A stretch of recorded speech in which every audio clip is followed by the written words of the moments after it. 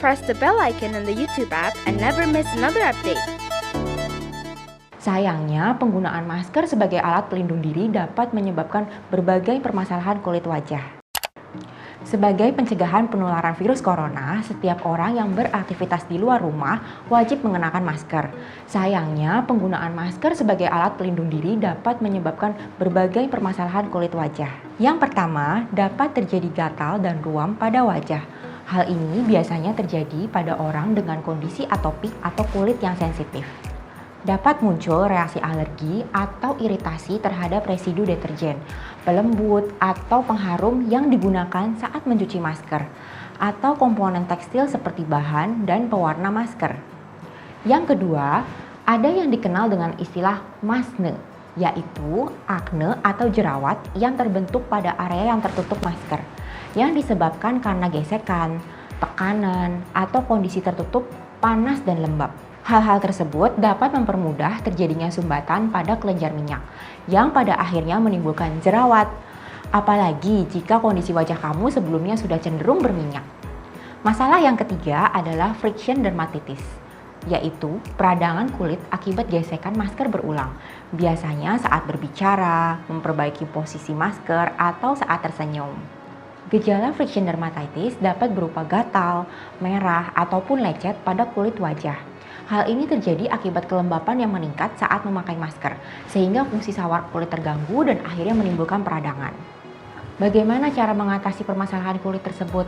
Yang pertama, pilih bahan masker kain yang tidak menyebabkan iritasi ataupun alergi pada kulit, seperti misalnya katun.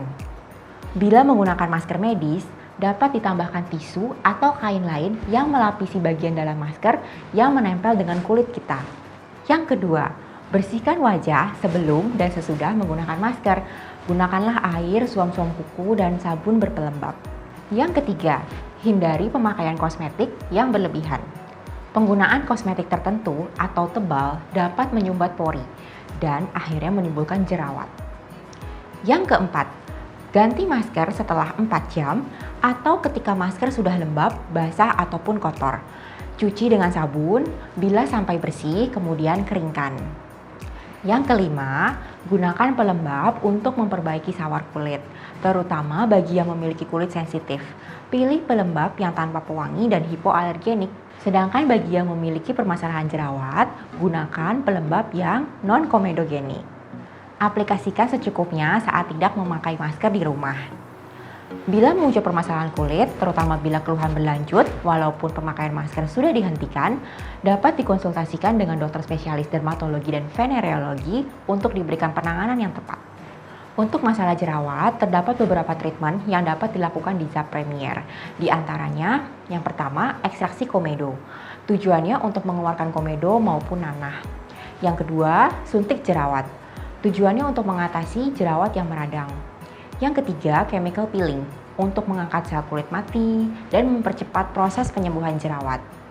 Dan yang terakhir, laser long pulse Nd:YAG atau V-beam untuk mengontrol jerawat yang meradang, ataupun laser key switch Nd:YAG yang bertujuan untuk menekan pertumbuhan jerawat dan mengurangi produksi minyak.